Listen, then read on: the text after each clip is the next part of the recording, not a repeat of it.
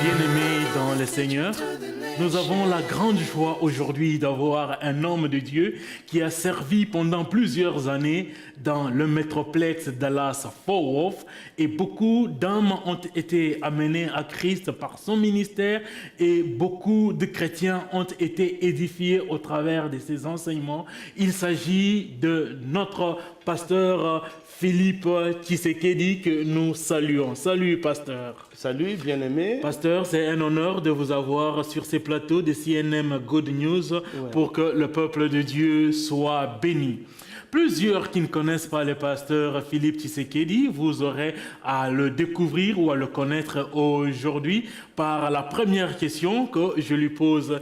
Qui est le pasteur Philippe Tshisekedi? Le pasteur Philippe Tshisekedi est un Congolais vivant à Dallas-Fort Worth depuis une vingtaine d'années.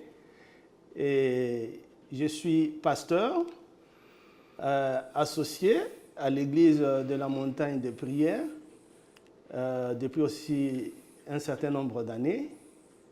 Et voilà. Gloire soit rendue à notre Dieu. Pendant plusieurs années, le pasteur Philippe Tshisekedi sert à l'église Montagne des Prières, si je ne m'abuse, depuis que le pasteur José Muzingo était là, vous aviez rejoint l'église. Mais avant de rejoindre l'église Montagne des Prières, qu'est-ce que vous faisiez? Là, je voudrais apporter un élément, c'est que de mon arrivée aux États-Unis, en 1996, qu'on appelle 96 en français belge, j'avais directement rejoint l'église de la montagne de prière. Et nous avons évolué parce que là, on était encore aussi beaucoup plus jeunes. Et puis, chemin faisant, nous nous sommes retrouvés dans un ministère à Dallas, au cœur de Dallas, downtown, où au départ, j'étais en train d'aider les jeunes réfugiés. Et puis, c'était devenu vraiment un ministère assez visible, jusqu'à ce que, au fil des années, j'ai eu des enfants qui ont grandi. Et puis, en 2009, je suis rentré à la montagne de prière pour aider encore mon église de départ avec le pasteur José Muzingo. Et le ministère que vous étiez en train de diriger à Dallas était devenu une église à l'époque. Et qu'est-ce qui vous a fait déplacer de cette église pour rentrer à la montagne des prières? Non, je voudrais souvent apporter une nuance. Nous avons souvent l'habitude d'appeler toutes choses église. Mais à mon avis, c'était un ministère, un travail dans le corps du Christ. Comment est-ce que cela avait commencé? C'est que j'allais seulement pour aider ces Africains qui arrivaient aux États-Unis dans le cadre de la régularisation de leur statut aux États-Unis. Et un jour, je rentrais chez moi, calmement, vers 22 heures. J'ai eu une interpellation, la voix de Dieu qui m'a parlé d'une façon claire et nette pour dire il était plus facile d'aider ces jeunes à régulariser les statuts. Mais regarde de quelle façon ils vivent. Ils vivaient dans un milieu de tentation où ils pouvaient s'égarer facilement. Spécialement à Dallas. Spécialement à Dallas, vous connaissez le coin. Je connais le coin. Et je suis rentré maintenant un jour, je les ai trouvés et eux-mêmes avaient identifié quelque chose qui filtrait dans mes intentions parce que la façon dont je leur parlais, ils avaient pressenti que j'étais déjà en train de les amener vers le Seigneur.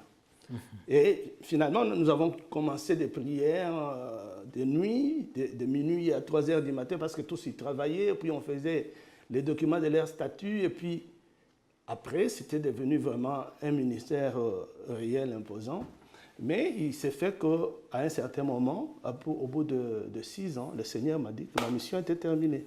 À Dallas. Gloire soit rendue à notre Dieu. Il y a plusieurs qui ont été bénéficiaires de ces ministères qui a encadré les jeunes réfugiés qui arrivaient dans les métroplexes de Dallas venant de la République démocratique du Congo. et nous sommes contents puisque j'ai un beau-frère qui en a été bénéficiaire. Amen. Et gloire soit rendue à notre Dieu puisque ma sœur, elle est contente de ce que vous aviez eu à faire. Bien-aimés dans le Seigneur, nous avons le pasteur Philippe Tshisekedi. Aujourd'hui, le but de cette émission est que vous puissiez connaître qui est le pasteur Philippe Tshisekedi. Pasteur, parlez-nous un peu de votre parcours dans le ministère. Comment vous avez commencé, par où vous avez reçu Christ comme Seigneur et Sauveur. Comment vous en êtes arrivé au ministère et aujourd'hui nous vous appelons pasteur. Merci beaucoup pour cette question assez pertinente. Je suis né d'une famille catholique, chrétienne. Mes parents étaient catholiques, de sorte que, bon, je ne me reprochais de rien, je ne voyais pas qu'il fallait encore aller ailleurs, jusqu'à ce que mes aînés, mes grandes sœurs, sont venues me dire que nous n'étions pas dans une doctrine qui pouvait nous conduire plus loin dans le Seigneur. C'est ainsi qu'à l'âge de 19 ans, il m'avait convaincu de quitter l'Église catholique pour aller accepter le Seigneur Jésus-Christ comme Seigneur et Sauveur personnel au sein de l'Église Nzambe Malamu à la zone de Kinshasa. Et là, nous sommes à Kinshasa. Nous sommes à Kinshasa. La capitale de la République démocratique du Congo. Oui, voilà. Et là, alors, j'étais chrétien, comme tous les chrétiens, mais cette fois-là, avec un engagement personnel. J'ai accepté le Seigneur Jésus-Christ comme Seigneur et Sauveur Jésus-Christ en ce temps-là. Et je n'avais aucune intention de devenir pasteur. Je me disais que moi, j'ai accepté Jésus, je vais être un bailleur de fonds ou quelqu'un, un intellectuel derrière l'Église pour aider à travers les besoins multiples. Je n'avais pas une idée que j'allais devenir un évangéliste ou un pasteur ou quelqu'un qui avait une responsabilité à l'Église. Mais comment est-ce que j'en suis arrivé au point où nous sommes arrivés? C'est que d'abord, cela a commencé par des visions personnelles, des messages personnels du Seigneur. Et pour ne pas tirer la chose en longueur, je me souviens d'une semaine où nous avons eu, moi-même, mes deux sœurs et un ami, presque une même vision. Quelle est la vision que moi j'avais eue?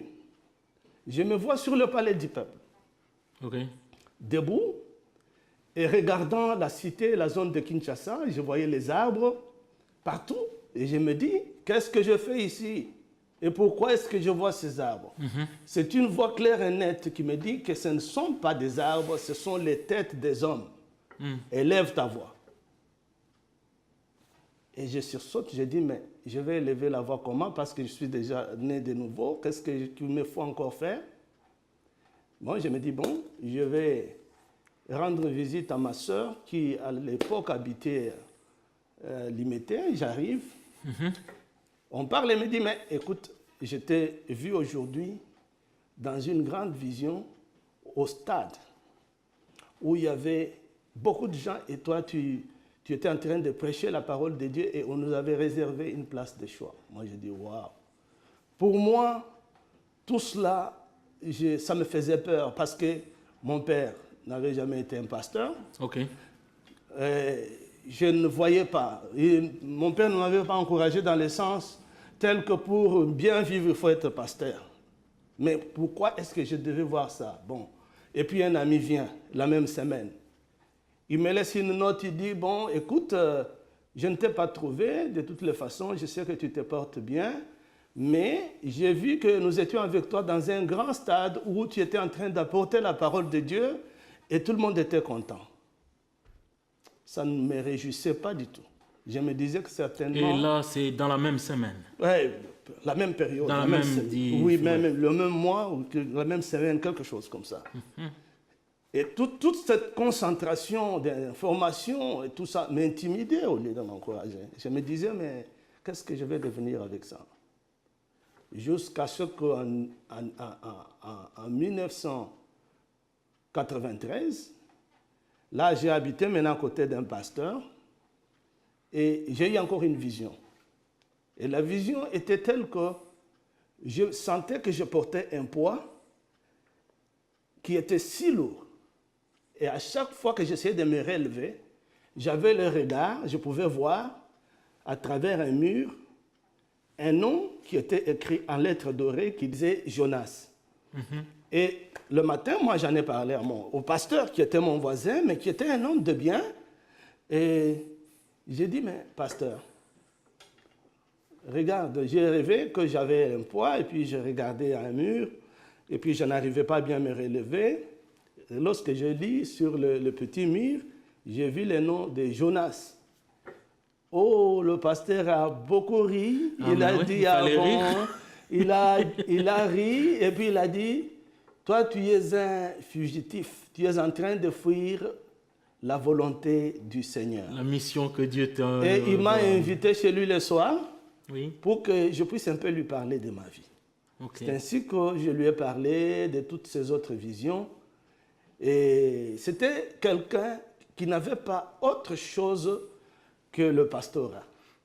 Donc lui, chaque jour, il avait sa Bible devant lui et il parle, il lit, il vous exhorte. Et quand il a entendu ce que je lui donnais comme témoignage, finalement, il m'a dit, bon, il a commencé à m'inviter à son église. Alors, je ne savais pas par où il m'attendait. Et quand je suis allé, quelquefois, un jour comme ça, il me dit, est-ce que vous ne pouvez pas clôturer la prière? Simplement, j'ai prié parce qu'à l'époque, vivant à Bandal, j'allais à la borne. Et lui, maintenant, avait son église à Bandal. Et j'ai trouvé que c'était quand même une église qui était à côté de chez moi. Et comme il m'invitait, je disais, bon, au lieu d'aller toujours à la borne, je peux toujours aussi aller. C'est une église, il prie bien. Alors, il me dit, clôture la prière. Quand je clôture, il me dit, tu as tellement bien prié que tu vas nous exhorter le mercredi. Dans la prière de mercredi, c'est toi qui vas prendre la parole. Je n'avais jamais prêché. J'ai senti un feu sortir de ma bouche et je suis rentré à la maison furieux. J'ai dit à madame que voilà. Moi, à l'époque, vous étiez déjà marié. J'étais déjà marié. Parce que je me suis marié en 1991. Oui. Alors, finalement, je n'étais pas content. C'était le dimanche. De dimanche à mercredi, c'était pour moi comme 20 minutes. Parce que, comme il a dit que j'allais prêcher le mercredi. Donc les jours sont vite partis. Moi, j'ai dit, je n'avais pas de sommeil. Et j'avais déclenché les jeûnes à sec depuis le dimanche. Là. Gloire à Dieu. Et puis, le mercredi, je n'avais toujours rien. Dieu n'avait pas parlé, rien du tout. C'est plutôt mon oncle paternel, l'oncle Constantin, qui vient à la maison ce jour-là et puis il prend le soin de nous prêcher la parole. Et comme il nous a prêché la parole, moi j'ai considéré que c'était ma réponse. J'ai pris seulement tout ce qu'il avait dit là. Et quand je suis allé le mercredi soir... Ça a répondu aux besoins du peuple de Dieu. J'ai prêché exactement le message. Dieu parle tantôt d'une manière, tantôt d'une autre. Nous devons juste prêter l'oreille pour le saisir. Voilà. Mais une chose importante est la suivante. Les jours où l'oncle Constantin m'a aidé avec son intervention, il est venu, il a prêché, ne sachant pas ce que moi j'avais sur le cœur. Et le soir, je suis allé apporter la parole. Un changement est entré dans ma vie jusqu'à présent. C'est lequel? C'est que depuis ce jour-là, c'est comme si quelqu'un me souffle tous les messages que je prêche. Amen. Je ne suis pas tellement... Et c'est quelqu'un-là, c'est le Saint-Esprit. Voilà, c'est le Saint-Esprit. Vraiment. Il me guide. Mes lectures viennent après. Mes recherches personnelles viennent après. Amen. Mais c'est d'abord celui-là qui me guide. Voilà. Merci beaucoup, pasteur, pour ce parcours ministériel que vous venez de nous donner. Vous avez reçu Christ comme Seigneur et Sauveur par le canal de votre sœur qui vous a amené à l'église et vous avez commencé le ministère par un message que Dieu vous a donné personnellement, a confirmé par plusieurs personnes et dont vous avez pu être aidé par le pasteur. Comment il s'appelle le pasteur? Sumbu Kapela. Sumbu Kapela qui vous a aidé pour rallumer ce feu dans le ministère par la prière que vous avez eu à faire à clôturer ces cultes et ces prédication de mercredi. En tout cas, merci beaucoup pour toutes ces informations. Vous avez dit, vous êtes marié et père de combien d'enfants? 5. 5. Ouais.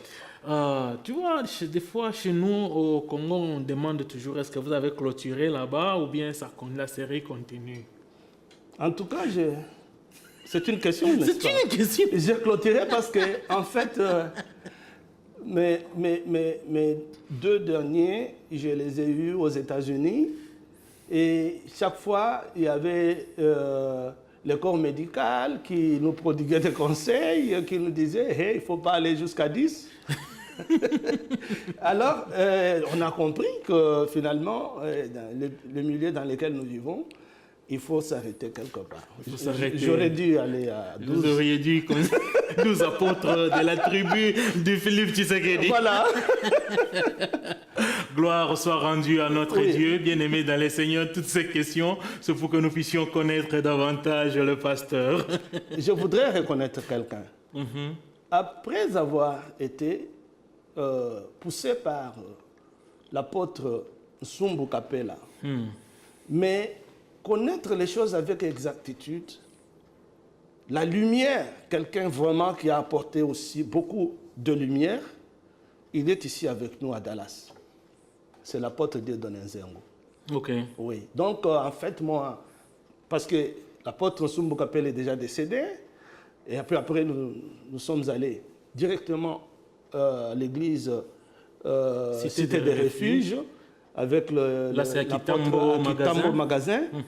En tout cas, nous avions été bien orientés, bien enseignés, ce qui justifie aussi certaines choses que nous faisons aujourd'hui. Donc, si je comprends dans votre parcours, il est arrivé à un moment donné, vous avez été au pied du pasteur Nzengo pour apprendre les enseignements dans le ministère. La clarté, tout ça, la profondeur, tout, voilà. Gloire soit rendue à notre Dieu.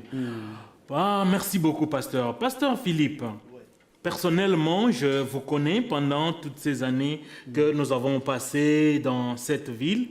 Mais votre retour à la montagne de prière, par votre façon, donc je suis juste en train de donner une époque. À l'époque où vous êtes rentré à la montagne de prière jusqu'au jour d'aujourd'hui, quand je vous vois prêcher, je vous vois travailler dans les ministères, il y a une nouvelle profondeur qu'il n'y avait pas avant. Okay? Je ne dis pas qu'il n'y avait pas de profondeur avant, mais une nouvelle profondeur qu'il y a actuellement, une nouvelle dimension dans la façon de prêcher, dans la façon d'exposer les Écritures. Qu'est-ce qui s'est passé pendant cette période de 2009 à 2016 où vous êtes à la montagne des prières? Merci beaucoup, mon bien-aimé. Ce sont des questions pertinentes auxquelles je voudrais répondre avec joie. Lorsque le Seigneur vous appelle, il vous travaille. On dit que le Seigneur Jésus-Christ croissait devant les hommes et devant Dieu. Pourtant, il était en sagesse et en stature. En sagesse et en stature. C'est très important. Et la question que vous posez me permet aussi de répondre en tenant compte de cette réalité du Seigneur Jésus-Christ, qui est Dieu. Moi, lorsque je suis rentré travailler donc quand je suis rentré à la montagne de prière, il y avait le pasteur José Muzingu, qui venait aussi de faire son entrée à la montagne de prière. Je dois avouer que c'est aussi un homme excellent. Un homme excellent, plein de profondeur. Il m'a apporté aussi certains équilibre par rapport à l'approche de la parole de Dieu. Parce que Dieu, avant de nous utiliser puissamment, à une certaine vitesse, nous fait passer par certaines étapes. Nous travaille, il nous peaufine. C'est ce qui fait que Sumbu Kapela, un excellent, apôtre Dieudonné Nzengo, un excellent, docteur José Muzingu, un excellent, et pour avoir travaillé dans la sincérité avec ces trois, franchement, c'est comme on parle du phénomène impartation, il y a toujours quelque chose de cela qui ressort de moi. Donc, je ne dis pas que j'ai fait de la copie ou quoi, mais c'est après avoir travaillé par l'école du Seigneur lui-même. En fait, le Seigneur a choisi ces trois écoles-là comme mes écoles, et de 2009 à 2016, c'est aussi une université particulière par laquelle le Seigneur m'a fait passer et que je reconnais. Nous rendons grâce à notre Dieu pour tous ces bien-aimés qui ont eu à apporter un plus dans la vie de l'homme de Dieu, qui est aujourd'hui une bénédiction dans le corps du Christ et spécialement dans la ville de Dallas ou dans le métroplexe Dallas-Fort Worth. Et nous saluons le docteur José Nzengu et le docteur José Muzingu qui vivent avec nous de temps à autre dans la ville ici, quand bien même ils doivent nourrir le corps du Christ sur le plan international. Et bientôt, vous devez aussi aller sur le plan international, pasteur. Par la volonté de Dieu, c'est mon souhait. À cette question, parlant du plan international, pouvons-nous connaître votre objectif ou votre vision dans les 3-5 ans qui viennent? D'abord, Dieu ne nous envoie pas toujours pour commencer des églises. En fait, l'église locale n'est qu'un outil pour amener les membres dans l'église corps du Christ. Exact. C'est ainsi qu'un ministère, une église locale ou une assemblée ou une émission, une télévision comme la vôtre, ce sont des outils que le Seigneur utilise pour amener les âmes à apporter la parole, à connaître avec profondeur le Seigneur afin d'être des membres de l'Église universelle, l'Église corps du Christ.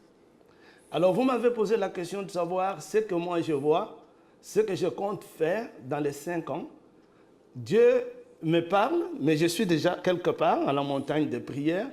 J'ai un message que je compte plutôt véhiculer à travers le monde. Amen. C'est celui de considérer le Dieu Tout-Puissant comme la source de toute puissance et de tout équilibre. Pourquoi est-ce que je dis cela?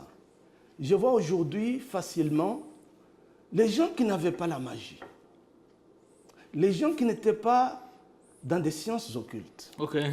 Mais quand ils sont seulement élevés en position, ils pensent qu'il faut aller maintenant s'alimenter, s'abreuver auprès des sciences qui n'ont rien à voir avec une grandeur quelconque.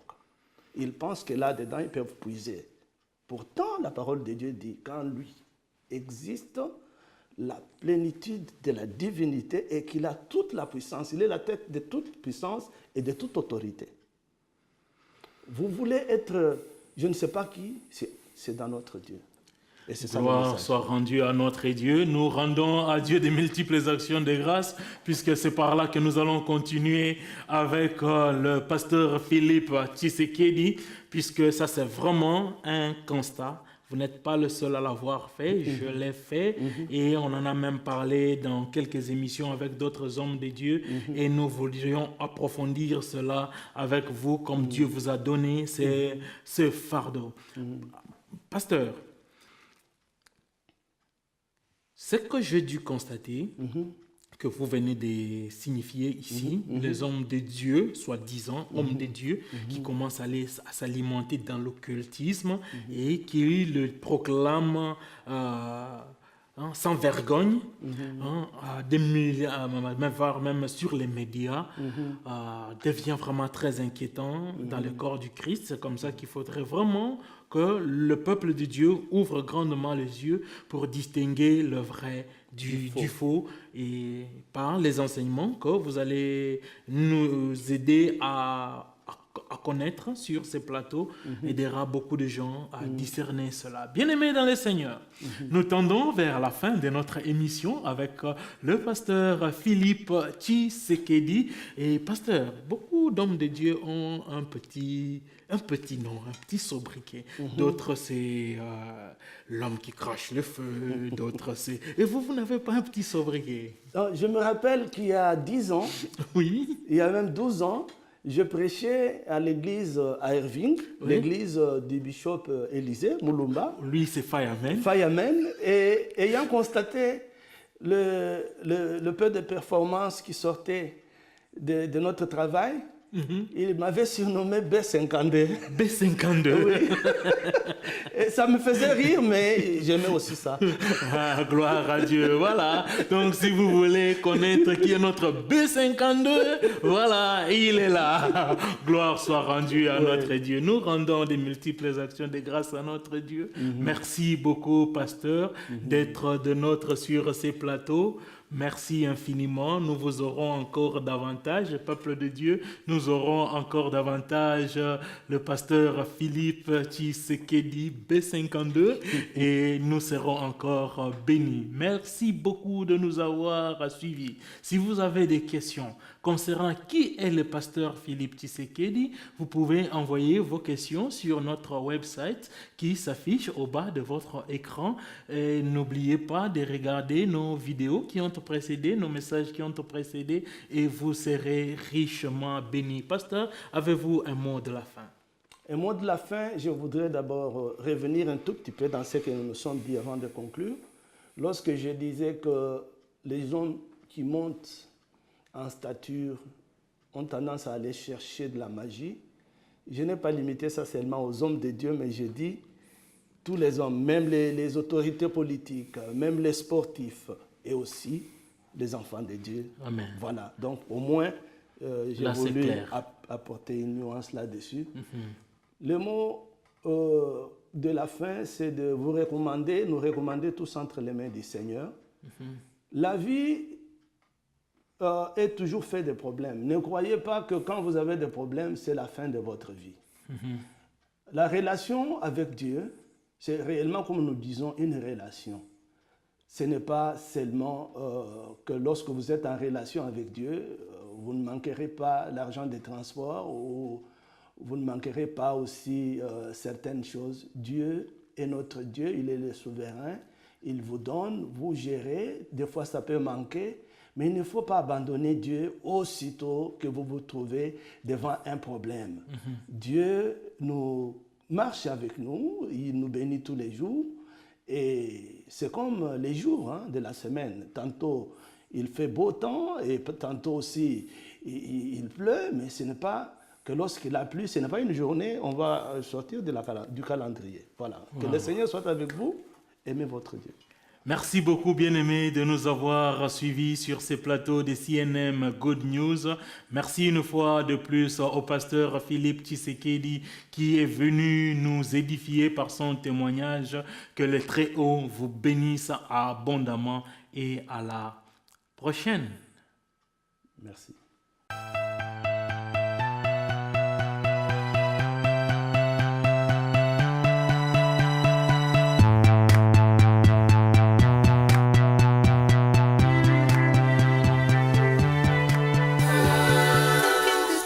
To the nation.